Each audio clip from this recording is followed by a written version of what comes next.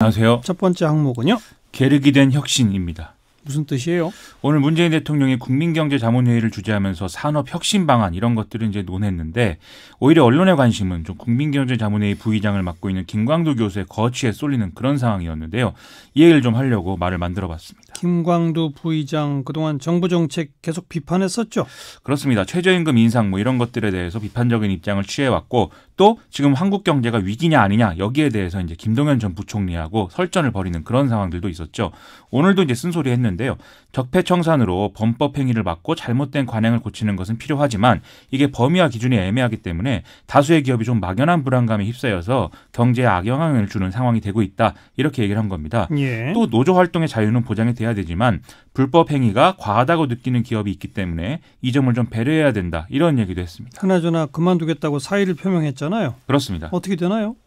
회의 전에 김광두 부의장이 기자들을 만나서 오늘이 마지막 회의냐라는 질문에 대해서 그렇지 않겠느냐 이렇게 답을 했는데요.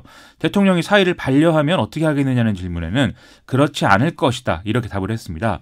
하지만 청와대는 김광두 부의장의 사의를 수용할 것인지 재신임할 것인지 그거는 대통령의 고유 권한이고 아직 결정된 바는 없다 이렇게 답을 하고 있습니다. 그래요? 그렇습니다. 근데 그만두겠다는 사람을 강제로 어떻게 붙잡아둡니까? 그렇죠. 그래서 김광두 부의장은 또 내년부터 국가미래연구원장으로 복귀할 예정이라는 점을 지금 공식화한 그런 상태거든요. 이게 이제 애초에 국가경제자문회의 부의장직을 맡아야 한다는 이유로 물러나 있었다는 것임을 고려하면 사의가 이제 분명한 그런 상황인 것이죠. 근데 또 청와대가 바로 이제 또 김광두 부의장의 사의를 수용하기도 쉽지 않은 그런 상황으로 보이는데요. 이게 잘못하면 의견이 다른 사람을 계속 포용하지 못하는 정부다. 이런 비판의 빌미가 될 것을 좀 우려하기 때문인 것 같습니다. 예. 그래서 좀 이 상황이 좀 계륵과 같은 그런 일이 돼버렸다는 것이죠. 그럼 어떻게 해야 되는 거예요? 일단 청와대는 내년 초에는 김광두 부의장의 거취가 어떤 방식으로든 결정이 될 것이다라고 말하고 있는데 이게 선택지가 많지는 않아 보입니다.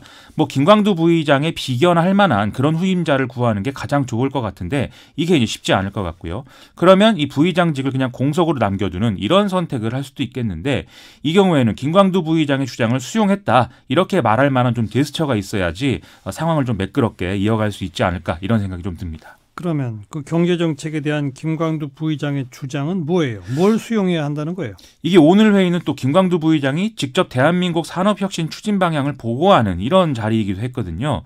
이 보고에서 김광두 부의장은 우리 산업은 기존 전략과 정책으로 감당하기 어려운 상태에 있다 이렇게 진단을 하면서 4차 산업혁명 등의 변화와 강력한 경쟁자로서의 중국의 부상 이런 것들을 예로 들었습니다.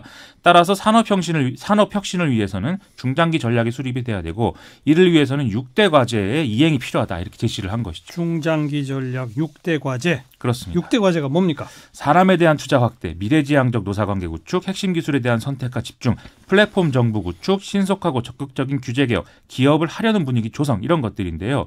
이걸 실현하기 위해서는 산업계, 학계, 노동계, 정부가 다 모여서 가칭 산업혁신전략위원회 이런 거를 만들어서 이제 전략 논의를 해야 된다 이런 제안도 하고 있습니다. 이 산업혁신전략위원회는 싱가포르가 하는 그런 모델에서 이제 아이디어를 얻은 것이다 이런 좀 부연도 있었습니다. 네, 오늘 그 국민경제자문회의에 대통령이 직접 주재했잖아요. 그렇습니다. 문재인 대통령의 반응은 어떻게 나왔습니까? 이 김광두 부의장 안이 전문가 간담회, 지역순회 세미나, 경제부처들과의 사전 논의 이런 것들을 거친 결과물이기 때문에 아마 대통령도 사전의 내용을 축지한 그런 상황이었기 때문에 이 발언들이 이제 이 안에 대한 직접적인 어떤 반응이다라고 볼 수가 있겠죠.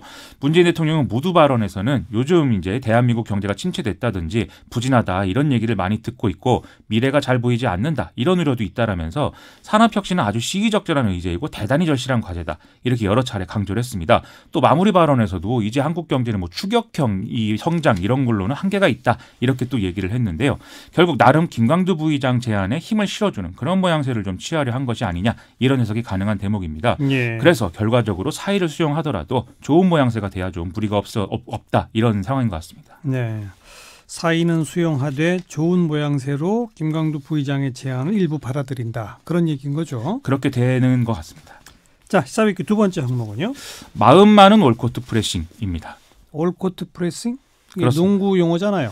그렇죠. 농구에서 이제 공수 전환이 되면 반대쪽 코트로 일단 넘어가서 플레이를 하는 게 일반적인데 공수 전환이 되자마자 밀착 대인 방어를 하는 게 이제 올코트 프레스죠. 그렇죠. 오늘 자유한국당 회의에서 올코트 프레싱을 통해서 문재인 정권을 압박해야 된다 이런 목소리까지 나왔는데 역시나 좀 딴소리하는 사람들이 있어서 이렇게 좀 얘기를 해봤습니다. 자유한국당 내에 딴소리하는 사람들. 그렇습니다. 누가 어떤 말을 했어요? 과거에 이제 친박 중진으로 불렸던 홍문종 의원을 비롯해서 당협위원장 교체 대상에 지금 들어가 있는 인물들이 주로 반발을 막 했는데요. 예. 특히 홍문종 의원은 김용태 사무총장이 스스로를 당협위원장에 뭐 자격이 없는 사람으로 이렇게 정해놓고 다른 당협위원장 공모와 임명에 지금 관여하고 있는 것은 부적절하다라면서 그만둬야 된다. 이렇게 주장을 하기도 했고요. 또 김무성 의원을 공격하는 그런 모습도 보이기도 했습니다. 김무성 의원은 왜 공격했어요? 김무성 의원이 최근 인터뷰에서 박근혜 전 대통령이 자기를 동지로 여기는 게 아니라 신하로 생각을 했다. 이렇게 얘기를 하기도 했고 또 반기문 전 유엔 사무총장이 바른정당에 왔다라면 친박당은 사라졌을 것이다. 이렇게 얘기를 하기도 했는데 이게 문제라는 거죠. 홍문종 의원은 김무성 의원이 박근혜 전 대통령을 가신하라고 부르면서 대통령 대접도 안 했다. 이렇게 얘기를 하면서 아하. 친박당을 없애버린다. 이런 얘기는 개파적 발언인데 이거 제재해야 되는 거 아니냐. 이런 취지의 얘기를 하기도 했습니다. 그런 개파적 발언하면은 나경원 원내대표가 뭐 당 윤리위원회 회부하겠다 이렇게 거론했잖아요. 그렇죠. 거기에 대한 반응이죠. 그렇습니다. 지난 14일 날 친박 비박 이런 얘기하면서 공개적으로 인터뷰하는 의원은 윤리에 회부하겠다 이 얘기를 해서 화제였는데 그때 이제 홍문정 의원을 겨냥한 걸로 해석하는 사람들이 많았거든요. 즉 홍문정 의원의 주장은 왜 김무성은 되고 나는 안 되느냐 이런 얘기가 이제 되는 거죠. 예. 이런 판국에 오늘 홍준표 전 대표가 또 일종의 싱크탱크인 프리덤 코리아 포럼 창립심을 가져서 여러모로 어수선한 분위기가 지금 되고 있습니다. 프리덤 코리아 포럼? 그렇습니다. 홍준표 전 대표 요새 바쁘네요. 홍카콜라 TV도 하고 여기저기서 얘기를 하느라 참 포럼도 바쁜 만들고 그렇죠. 포럼 창립식에서는 또 무슨 얘기를 했어요? 탄핵 때 탈당했던 사람은 배신파, 조용히 있던 사람은 비거파 이렇게 지칭을 하면서 자유한국당은 이 두 개파가 서로 물어뜯는 구조다 이렇게 얘기를 했습니다. 그래서 여기서 벗어나지 않으면 2020년 총선 어렵고 문재인 정부가 총선 뒤에 몰락을 하더라도 민심을 주워 담을 그릇은 없는 상태가 된다 이런 얘기를 했습니다. 네. 그래서 이걸 듣고 혹시 신당을 창당하겠다는 거냐 이렇게 물어보는 사람도 있었는데 그거는 이제 바람직하지 않다 이렇게 얘기를 했다고 합니다. 네, 서로 물어뜯는 구조다라고 하는 그 지적은 맞는 지적 아니에요? 그렇죠. 전당대회와 공천 놓고 자꾸 이런 충돌하는 모습이 반복되면은 뭐 지지율 회복은 쉽지 않겠죠. 그동안 자유한국당이 좀 반사이익을 봤다고 봤는데 짧은 기간이나마 좀 이런 모습들이 없었기 때문이었다 이렇게 볼 수도 있는 거거든요. 그래서 올코트 프레싱 같은 작전을 말하기 전에 좀 패스 연습이라도 하면서 팀워크를 좀 다져야 될 것 같습니다. 네, 팀워크가 잘 다져지겠어요? 잘 안 될 것 같아서 좀 문제인 것 같습니다. 그러니까요. 네, 수고하셨어요. 고맙습니다. 네, 김민아 기자였어요.